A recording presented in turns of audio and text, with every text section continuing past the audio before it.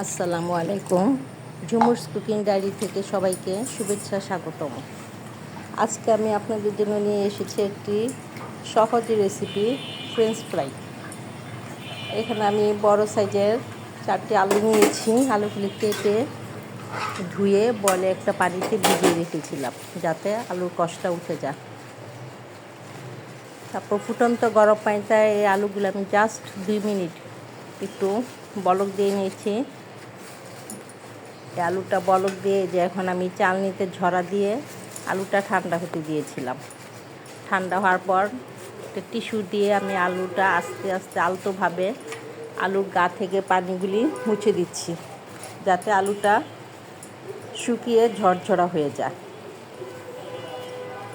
আমরা French fry ঘরে কম বেশি সবাই করে থাকি, কিন্তু আসলে এটা কিভাবে করতে হয় প্রসেসিংটা অনেকেই জানেন না। এখানে আমি নিয়েছি কর্নফ্লাওয়ার আর একটু ম্যাগি মশলা। আমি সেই আলুটা বলে ঢেলে দিলাম এবং এই মশলাটা আমি এখন দিয়ে দিব। কর্নফ্লাওয়ার মশলাটা দিয়ে ভালোভাবে আলুটা মাখিয়ে নিব। দিয়ে দিলাম আমি আলুর মধ্যে এই মশলাটা। এখন এই মশলাটা ঢেলে দিব।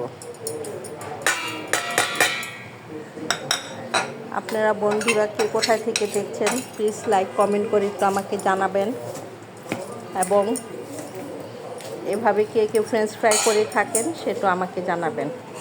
এখন আমি এই আলুগুলি মশলার সাথে আস্তে আস্তে আলতোভাবে চামচ দিয়ে মাখিয়ে দিচ্ছি যাতে আলুগুলি ভেঙে না যায়, সেদিকে সাবধান থাকতে হবে।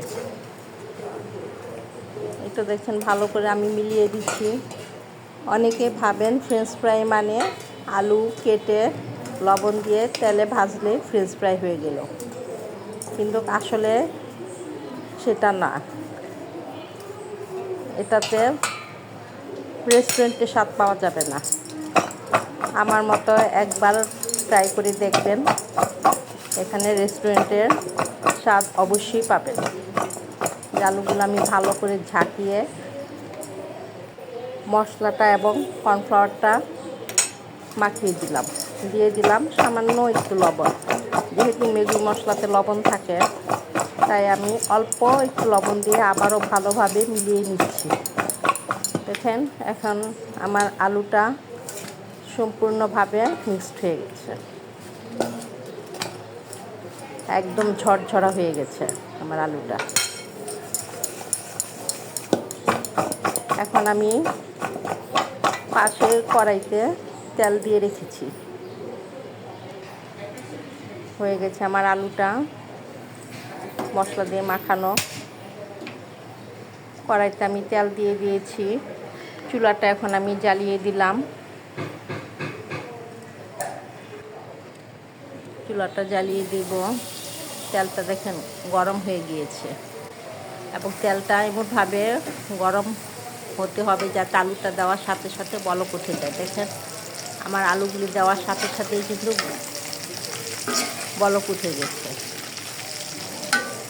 এখন আলুগুলো ভালোভাবে উল্টে পাল্টে ভেজে নিতে হবে যে পর্যন্ত সোনালি কালার না হয়ে আসে। এই রেসিপিটি যেমন অত্যন্ত সহজ, তেমনি বাচ্চাদের জন্য একটি হেলদি নাস্তা। এটা আপনারা বাচ্চাদের ঘরে 2-3টা আলু থাকলেই বাচ্চাদের বিকালে অতি সহজে নাস্তা করে দিতে পারেন।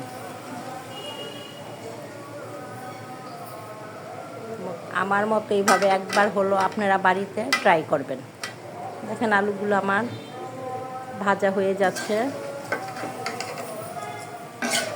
এবং এটা সামনে দাঁড়িয়ে থেকে আলুগুলি ভাজতে হবে, কারণ নাড়াচাড়ার মধ্যে না রাখলে আলুটা নিচে লেগে যাবে। আর জালটা থাকতে হবে একদম হাইভাবে।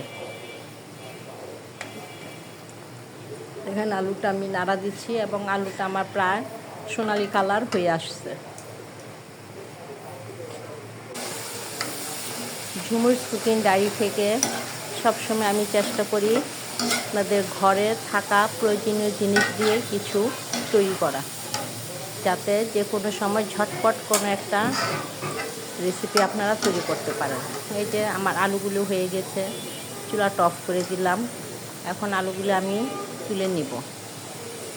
কি সুন্দর কালার হয়ে গেছে, এবং ঠান্ডা হওয়ার পরে এই আলুগুলো আরও কালারফুল হয়ে যাবে। সবগুলো আলু আমি উঠিয়ে নিচ্ছি। সবগুলো আলু উঠানোর পরে আমি বাকি আলুগুলিও কড়াইতে দিয়ে দিব।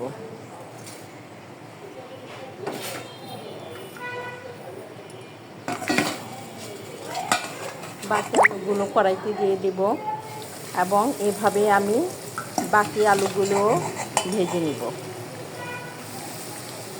দিয়ে দিলাম আমি বাকি আলুগুলো।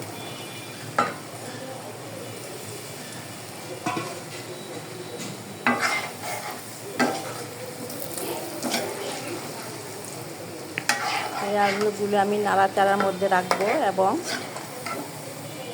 সোনালি কালারের করে ভেজে তুলে নিব। এটা অত্যন্ত একটা সহজ রেসিপি এবং খুবই অল্প পরিমাণে উপাদান দিয়ে এটা তৈরি হয়ে যায়। অল্প খরচেই একটা স্বাস্থ্যকর রেসিপি এটা। যে আলুগুলো আমার আবার হয়ে গেছে, সেম কালারই হয়ে গেছে। এখন আমি এই আলুগুলো তুলে রাখবো। চুলাটা আমি অফ করে দিয়েছি, তা না হলে আলুগুলি বেশি লাল হয়ে যাবে এবং একটা পোড়া পোড়া গন্ধ চলে আসবে।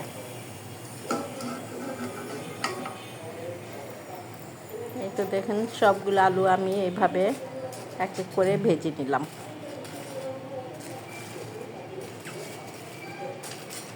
হয়ে গেল আমার ফ্রেঞ্চ ফ্রাই। আপনারা যারা যারা এখনও এভাবে ফ্রেঞ্চ ফ্রাই করে খাননি, তারা একবার হলো ট্রাই করে দেখবেন এবং খেয়ে জানাবেন আপনারা এ থেকে রেস্টুরেন্টের স্বাদ পেয়েছেন কি না।